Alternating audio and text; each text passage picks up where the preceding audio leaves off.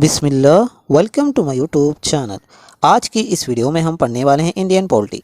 आज हम पार्ट 1 का माइंड मैपिंग देखने वाले हैं और आज की ये जो वीडियो है हर उस एग्ज़ाम के लिए यूज़फुल है, बेनिफिशियल है और फ़ायदेमंद है जिस किसी एग्ज़ाम में भी इंडियन पॉलिटी पूछी जाती हो। ओके, देखो ये जो माइंड मैपिंग है ये एक्चुअली है क्या बोले तो चीज़ों को याद रखने का एक आसान तरीका है। ओके है, इसमें होता क्या है बोले तो अगर हम कोई भी एक टॉपिक पढ़ रहे हैं, समझो उस टॉपिक से रिलेटेड जितनी भी इंफॉर्मेशन है उन सारी इंफॉर्मेशन को एक ही जगह एक ही पेज में आसानी के साथ जोड़कर लिखना, इसे ही हम ना कि माइंड मैपिंग कह सकते हैं। ओके, फॉर एग्ज़ाम्पल यहाँ पर देखो, यहाँ के मेरे हिस्ट्री के नोट्स हैं, यहाँ पर आके इंडस वैली सिविलाइजेशन एक चैप्टर है। देखो ये जो जितनी भी इंफॉर्मेशन यहाँ पर लिखी हुई है ये सारी इंफॉर्मेशन आके हमारे टेक्स्ट बुक्स में आके मिनिमम 3 से 4 पेजेस में दी जाती हैं, लेकिन हम आके उनमें से जो जो मेन पॉइंट्स हैं, जो जो आके रिलेटेड पॉइंट्स हैं, उन सारे पॉइंट्स को एक ही जगह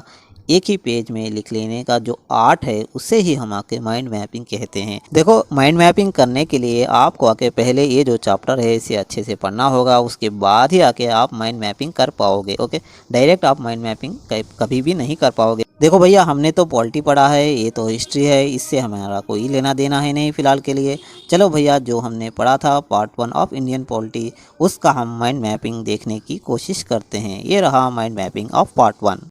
ये आपके सामने पार्ट 1 का माइंड मैपिंग है। आप अपने मोबाइल को फुल स्क्रीन करके या फिर जो वीडियो की क्वालिटी है उसे बढ़ाकर ये जितने भी पॉइंट्स यहाँ पर लिखे हुए हैं अपने नोटबुक में नोट डाउन कर लेना है। ओके, देखो पार्ट 1 में एक्चुअली है क्या बोले तो इंडिया की सरहदों के बारे में जिक्र है, इंडिया की बाउंड्रीज़ के बारे में जिक्र है। इसे ही आके हम यूनियन एंड इट्स टेरिटरी कहते हैं, यूनियन और इसके इलाके कहते हैं। ओके, देखो इंडिया में 3 तरह के इलाके हैं। एक ऐसे इलाके हैं जहां पर आके सेंट्रल गवर्नमेंट हुकूमत करती है, ऐसे इलाकों को हम आके यूनियन टेरिटरीज़ कहते हैं। फॉर एग्जांपल दिल्ली हो गया आपका, ये जो अंडमान एंड निकोबार हो गया, यहाँ पर लक्षद्वीप हो गया। तो इस तरह के जितने भी इलाके हैं जहाँ पर सेंट्रल गवर्नमेंट डायरेक्ट हुकूमत करती है उसे आके हम यूनियन टेरिटरीज़ कहते हैं, और वो आज की डेट में 8 हैं। ओके, आज की डेट में हमारे इंडिया में 8 यूनियन टेरिटरीज़ हैं। ओके, और एक ऐसे इलाके हैं जहाँ पर आके स्टेट गवर्नमेंट हुकूमत करती है, ऐसे इलाकों को हम आके स्टेट टेरिटरीज़ कहते हैं। फॉर एग्जांपल आंध्रा हो गया, तेलंगाना हो गया, छत्तीसगढ़ हो गया, ये जितने भी स्टेट्स हैं ये सारे स्टेट्स को हम आके स्टेट टेरिटरीज़ कहते हैं। ओके, तीसरे टाइप के इलाके ऐसे इलाके हैं जो कि पहले से इंडिया का पार्ट नहीं थे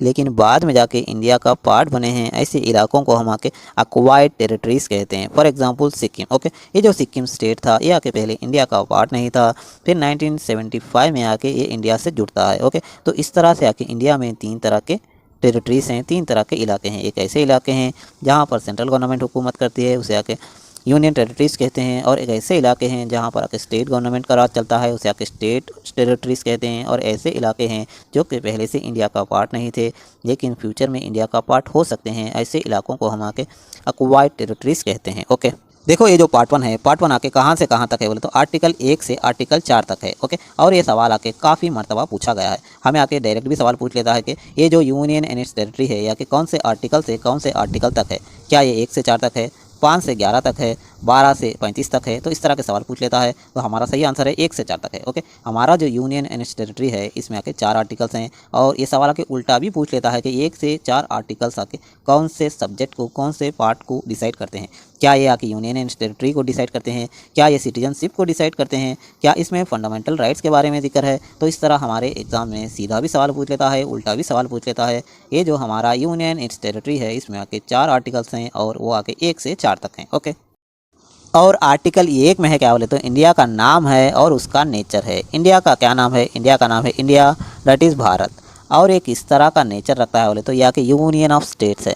यूनियन ऑफ स्टेट मतलब ये जो हमारा इंडिया है सारे स्टेट्स को जमा करने पर बनता है, और ये ऐसा यूनियन है जो कि कभी भी टूटने नहीं वाला। अगर कोई भी स्टेट इंडिया से टूटना चाहे तो भी वो आके टूट नहीं सकता। इस तरह का यूनियन है हमारा इंडिया।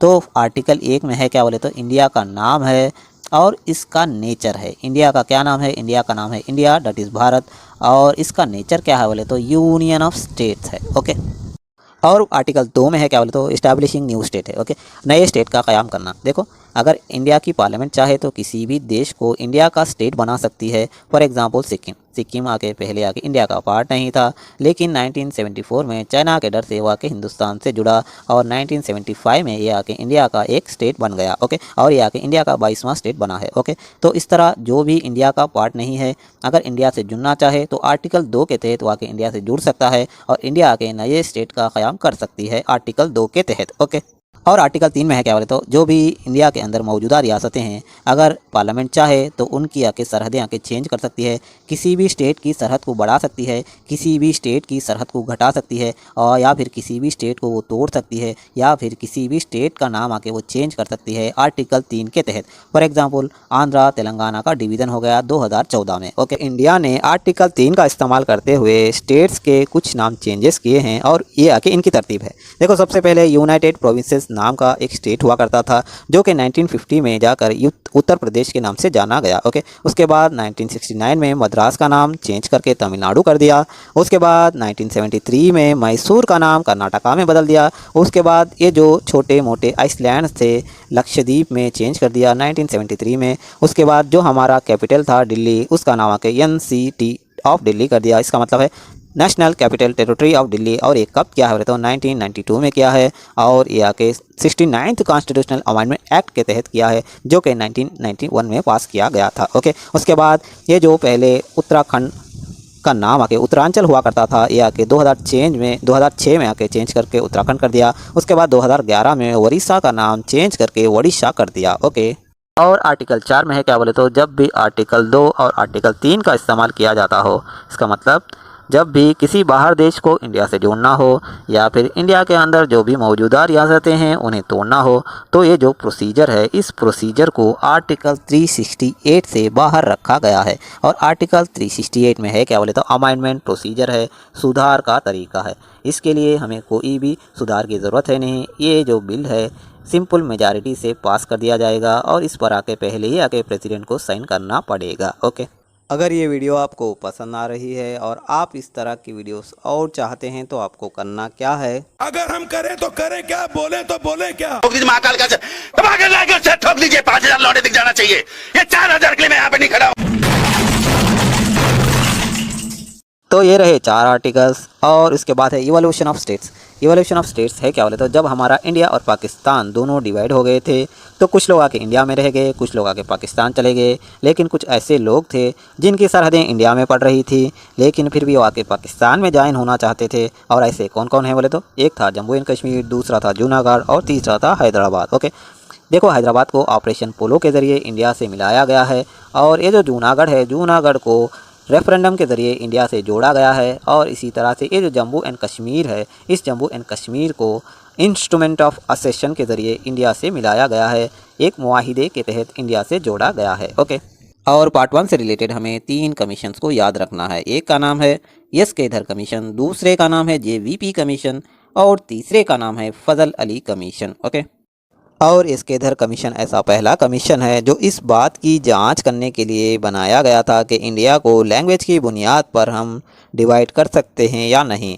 और इन लोगों ने आके दिसंबर 1948 में अपना रिपोर्ट दिया था और इन लोगों ने इसमें कहा था कि इंडिया को इस तरह से डिवाइड करना ठीक नहीं है। उसके बाद JVP कमीशन आया। JVP कमीशन का क्या मतलब है, जिसमें J का मतलब है जवाहरलाल नेहरू, V का मतलब है वल्लभ भाई पटेल और P का मतलब है पट्टाभी सीतारामैया। और ये जो JVP कमीशन थी इसके हेड कौन थे बोले तो पट्टाभी सीतारामैया थे।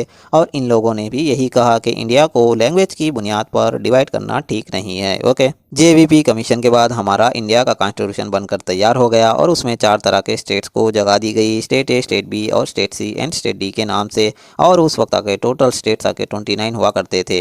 देखो, ये जो ABCD की डिवीज़न थी आंध्रा वालों को पसंद नहीं थी, खासकर पोटी श्रीरामुलु को, और वो उन्होंने आके हंगर स्ट्राइक पर बैठ गए। फिर 58 डेज़ बाद उनकी डेथ हो गई। फिर वहाँ पर हालात बिगड़ गए। फिर उन हालात को रोकने के लिए उस वक्त के वज़ीर आज़म पंडित जवाहरलाल नेहरू ने एक और कमेटी बिठाई जिसका नाम था फजल अली कमीशन। और फजल अली कमीशन में 3 लोग थे। इन तीनों ने 16 स्टेट्स और 3 एडमिनिस्ट्रेटिव स्टेट्स की इन लोगों ने रिकमेंडेशन की लेकिन जब हमारा 7th कॉन्स्टिट्यूशनल अमेंडमेंट एक्ट पास किया गया और 1 नवंबर 1956 को हमारा जो इंडिया है 14 स्टेट्स और 6 यूनियन टेरिटरीज में बढ़ गया। ओके, और आज की जो डेट है उसमें आके हमारे इंडिया में 28 स्टेट्स हैं और 8 यूटीज हैं। ओके, देखो ये जो 14 से 28 का सफ़र था, इसके लिए मैंने एक वीडियो बनाया था और उसमें ट्रिकबाजी भी आपको सिखाई थी। अगर किसी ने वो वीडियो नहीं देखी तो जाकर देख लेंगे। तो ये रहा इंडिया का माइंड मैपिंग। 10 मिनट के अंदर मैंने आपको पार्ट 1 का माइंड मैपिंग समझाने की, बताने की कोशिश की है। अगर ये वीडियो आपको अच्छी लगी है तो आपको करना क्या है,